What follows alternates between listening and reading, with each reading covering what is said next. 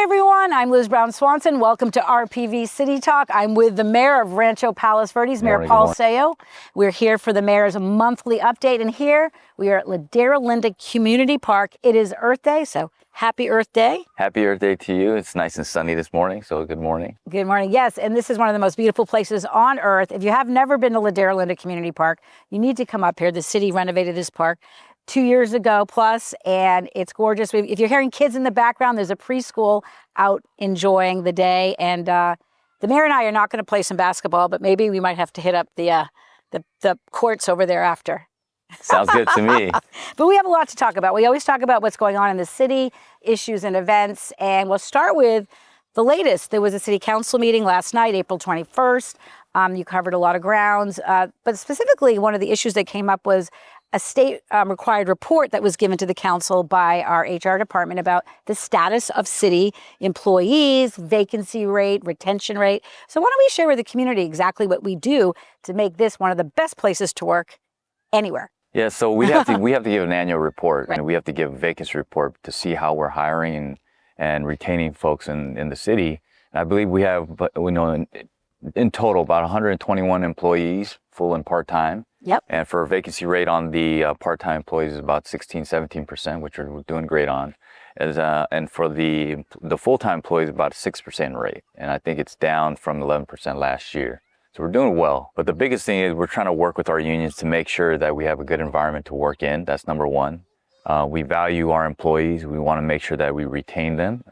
They're our assets to the city, and we want to make sure that they can have a burgeoning career in the city for years to come. Right. So, well, I'm grateful. I've worked for the city part-time with RPVtv since it's launched in 2007.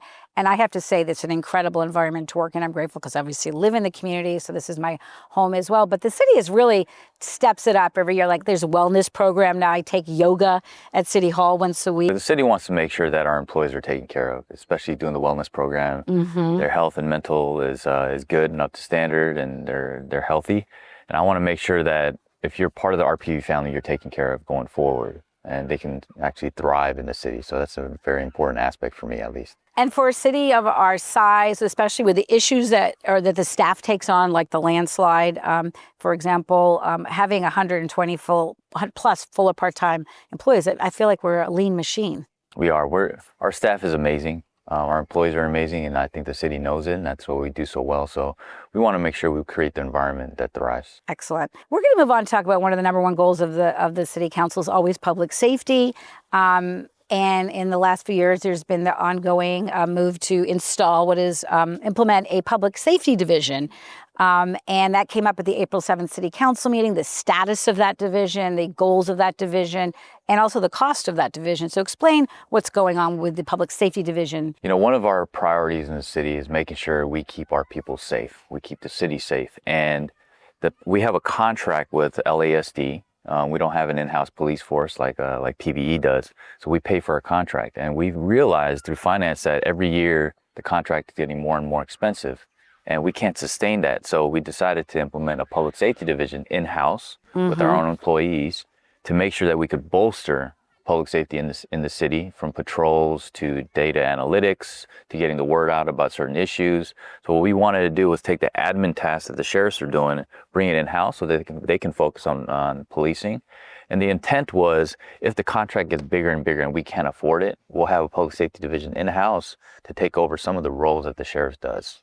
Right. So the team there's a public safety division manager, Jennifer Schmidt, who we see out in the community, as well as they're going to have what's called public safety officers. They're being trained, and they're non-sworn officers, isn't that right? They'll basically respond to non-emergent calls. So the very distinct, important message is they're not peace officers. Right. They're not police officers, but they're more eyes and ears on the street for us. And having that on the ground and making sure that they communicate not only crime issues, but emergency management, public safety, all those things come into play with them. And overall, the crime trends in our city, they're improving, right? I mean, we are one of the safest places to live in the state. We know that. And one thing we always say during this program is everywhere, if you see something, say something that's really important, and join Neighborhood Watch. I know the city's really going to start to really try to communicate with residents on the importance of neighborhood watch. Yeah, overall crime is down for the violent crime is down. But the thing that we keep having issue with is burglaries to vehicles and to residents. Residents is down, but we still need to be vigilant. But with cars, make sure you lock your doors, right? Let's make sure we do the simple things that keep us out of trouble. The other part that I want to emphasize was tax season came and went, April 15th, but we're still getting checks in the mail. But I want to make sure that if you do file, there's a lot of fraud that's been happening with elder abuse, elder fraud, and we want to make sure that we're keen to what's going on. So if you can file or if you receive direct deposits, that's a better way than doing hard copy checks. So please be vigilant out there. Right. And I know the Alameda Sheriff's Station every month, every city council meeting, you'll find either Captain Guerrero or a member of her team talking to the residents and the council about what we can be doing, what's going on. And they've launched a new virtual deputy program that'll be another way that we can, work with our law enforcement team and keep our community safe, which is great. Yeah, the biggest thing that we wanted to do with LASD to make sure that our community has access and then getting the information possible and make sure that reports are getting captured so that we can actually put our force on place that's necessary, I guess you could say. Right. And also we keep pushing residents. We have a wonderful program in the city. If you want to install a camera at home or in your neighborhood, that's something we really encourage as well. Yeah, having those cameras, and the city will subsidize it, and so you can definitely still apply for it. Right. We also wanted to mention Neighborhood Watch. Neighborhood Watch is very important. So last night at the meeting, we did put up a website or a link so that you can actually sign up for Neighborhood Watch. We're trying to make it more robust and include a lot more folks so we can get more eyes and ears on the streets. All right. We're going to continue talking about public safety. And another issue that came up at the April 21st City Council meeting is the city's plan, partnering with the Palos Verdes Peninsula Unified School District to launch an AM radio station. It's to really be able to be a way to message and communicate with residents when there is an emergency. So talk about that process and what the next steps are to get that AM radio station launched for our residents. Sure. So first and foremost, the Finance Advisory Committee and IMAC, they did an amazing job doing the research to get this radio up and running and get the MOU in place. Now the radios, I know a lot of folks don't use radios, but it's critical. So AM 1680 is our radio station and frequency. Yep. Just want to make sure it's AM 1680 Yep. because I think we were messing it up last night saying it was 680 instead. But the reason why it's so important is because we need to have a broadcast system during an emergency so that people can get information. Now, one of the things we want to do was to try to make it catchy so people can remember it in time of emergency. So we're having a contest to actually name it and give it a good name so in perpetuity people can remember it. Exactly. We know it's AM 1680, whether it's going to be, it's not going to be KRPV, but get involved. And so I'm sure we can go on the city website, rpvca.gov, to find out about that contest. Have you come up with a name? No, not yet. To put you on the not spot. Yet. I have not. I'm just going to leave it to our residents to do that. Okay. Well, the fact is, it's just anything we can do to keep layering and get the word out, because let's face it, when emergency does happen and if we need to evacuate, we're going to need to. And the nice thing, I guess, about the AM radio station is it will be accessible by car radios, but also by handheld radios and all of that. So all we can do to keep being able to talk to our residents when we need to. We're going to move on, and we always talk about what's going on with our landslide mitigation efforts. It's been 2.5 years since the city declared a state of emergency in the landslide complex. So give us the latest, especially as now we're entering, hopefully, the dry months and the summer months. Sure. So far, the eastern portion of the landslide, closer to Klondike Canyon and Seaview, has been zero movement. Right. But the western side is about 1.5 inches, 2 inches of movement still per week. Now, my understanding at this point is if we get under an inch or below, our utilities will come back to install their services once more. That's my goal, to make sure we do that. I think we still have about 200 households that still don't have electricity, gas, and the systems that they need. They're literally camping right now, and we understand that. But going forward, we're continuing to fight for federal and state funds. We're still going to Sacramento and DC to make sure that we advocate for our position and the resources that we need to backfill the money that we spent on the landslide. Right. As you were referencing just how the city is able to assist the impacted homeowners, because at one point there was like 300 homes, at least in the Portuguese Bend community, and then the homes here in Seaview that have been without power and utilities. Most of them are now learning to survive off the grid, but that's still not acceptable in 2026. It's definitely not. And I just want to tell everyone that's listening and watching that we're doing the best that we can to make sure that we fix the problem. But our hands are tied when it comes to the actual resource and the money to actually solve the problem. We're going to move on to still talking about the landslide, and that is the conversation's been going on with council, as well as it started with the IMAC, the Infrastructure Management Advisory Committee, Finance Committee, about what about reusing the water, repurposing the water. Millions of gallons of water is being extracted from that landslide into the ocean. That's to help solve the problem of the movement. But the talk has been about, could we repurpose this and actually sell the repurposed water? And tell us what's going on with that concept. Sure. They came to City Council a couple meetings ago, and they briefed us on the viability of the actual pumping the water and reusing the water. And there are companies that do it and have the infrastructure for it that we can put into place. So basically, in long story short, is taking the water out. What are we doing with it? Because we're pumping so much water. So can we reuse it? Can we sell it? Now, there is a little bit of a demand for it, but the problem is the infrastructure of spending, the capital expenditure to start the program. So financially, the city's not in a position yet to be able to execute that plan. I think it's still on the table and we're still looking at it and staff has it. But in terms of the financial viability, I don't think it's the probability of it happening now or anytime soon is very little. Yeah. And it's also almost like you're creating another utility. Correct. So there's a lot there. But, obviously we have to thank the Infrastructure Management Advisory Committee volunteers and the Finance Committee that spent a lot of time coming up with this. I mean, to show that, yes, it can be done, but whether it's feasible down the road. They did an incredible job doing the research and the planning for it. And we have a robust report. I believe it's about 23, 25 pages of information. Right. So they did an amazing job. Yes. And on the subject of those committee members, I know we've been in recruitment mode too, right? Because there's so many positions we're filling on but I think by the time this show runs, the deadline's up. So hopefully, but when it comes to Youth Advisory Committee, just want to add this in now since we're talking about committee members, the Youth Advisory Committee members can continue to apply through June, right? So. That we would mention that. All right, well, spring is here, but so is budget season. The council, the staff's been hard at work, working on creating that fiscal year 2026-2027 budget. There's been workshops. There's one more workshop left coming up on May 4th. For capital improvement. Yes. So talk about the process. How are we doing? How's our financial picture shaping up, especially with all the landslide costs? So one thing that I would definitely tell people is we're healthy, but we're very lean. And if you project the data tables out and our analytics, revenues and expenditures will eventually cross because of how much we're spending on the land side and whatnot. So we definitely need to figure out different revenue streams.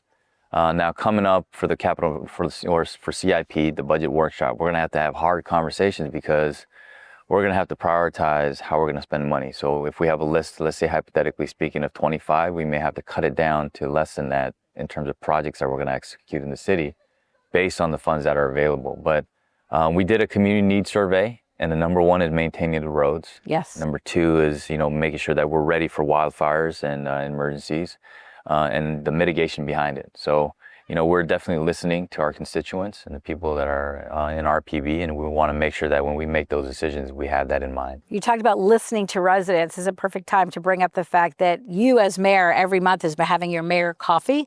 Meet the mayor. You're going to be having one here after our show at Ladera Linda. And so with that, talk about how those coffees are going, the information you're getting, and just your last month's mayoral activities. We always like to find out what's the mayor up to.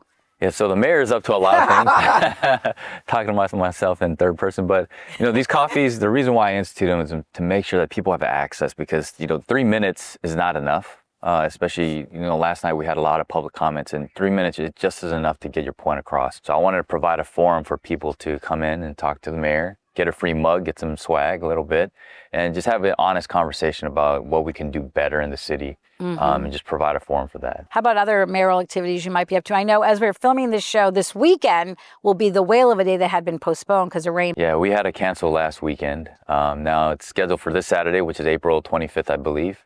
Hopefully the weather holds up and we have great weather to enjoy this beautiful day, especially for Earth Day and celebrations.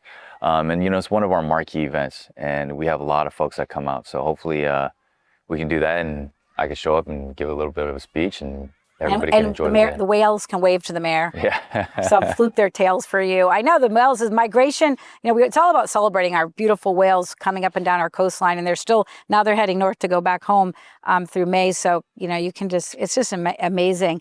What also is amazing is Ladera Linda Community Park. I think the volume's picking up. We might have some kids joining us in the mayor show coming up soon. But it's been a few years since the ribbon cutting here. Talk about this as a resource, and here we are looking at the preserve. There's trails around us, the beauty of this park and what's here for the community. One of the things I think the city did well was to make sure that we joined with the state and federal government to create a preserve, especially with the Land Conservancy. Well, we have about 1,500 acres of the preserve here, and Ladera Linda sits right next to it. And it's a prime piece of real estate that overlooks the ocean, has Catalina in the background. And I'm glad that people are coming out here to actually use the facility and enjoy the view and just the weather out here. So I think we made a great decision in regards to that. Right. I know that we're like right now we don't have any basketball players, but every time up there's people here shooting hoops and enjoying it all. Also, there's a lot of programs they're bringing in. There's yoga now. That's a new yoga program that's starting for adults. It's going to be. I actually signed up for the one at the end of May. And there's doing like family yoga, and there's a discovery room as well that I know Open Space Management team is going to start using more and utilizing more. But do you come up here with your family? Once in a while. Yeah. But the good thing is we're now having coffee with the mayor here. Yes. Which is great. So we're utilizing the space and having folks come and park. And parking is great too. So yes, you guys don't have to worry about it when you guys come after. Yeah, and it's utilized too by like the docents from Los Serenos to Point Vicente over at PBC. They bring their kids over here for hiking tours. It's one of my favorite places to hike up through the Forestall Trail. And since a lot of our trails have reopened as well, we want to say that because with everything with the landslide, there's been a lot of trails closed down, unfortunately. But, there's a lot to explore the Mother Nature here. And that brings me back to Earth Day. And that, our city does so much to protect the environment, preserve open space. Do you want to reference just all we do as a city to really honor the environment? Like we said, we definitely honor the environment. We understand what climate change is about here in Rancho Palos Verdes. We understand how drastic it is.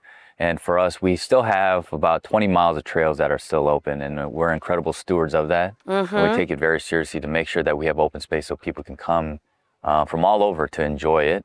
And we try to maintain as best as possible too. And like I said before, it's about 1,500 acres of preserve. Right. And it's pristine coastline in the state of California that we don't have in the state. Right? Yeah. And one of the efforts we made, for example, like the Palos Verdes blue butterfly out in the habitat in the preserves, incredible efforts. Obviously we coordinate with the Palos Verdes Peninsula Land Conservancy as well, but to really protect the species that are there and bring them back. Yeah, very much so. I believe it's 2 birds and 2 butterflies. Yeah. Yeah. So listen, I just want to wrap it up here. As we talk about Earth Day, we have to talk about the tough part of Mother Nature, rattlesnakes. Our city's been doing a really good effort of letting the community know. The rattlesnakes, this time of year, they're out on the trails. You have to be super careful. We just heard a report in Palos Verdes Estates of somebody was bit in the park while they were trying to get some, garden. So what do you want to let the community know about, reminding us about what to do if they come across a creature? Yeah, we definitely have a informative video that we played last night about rattlesnakes. Our park rangers put it out there. But, the biggest thing is making sure you clear the brush around your house. Right. If you're on trails, be safe, be cognizant.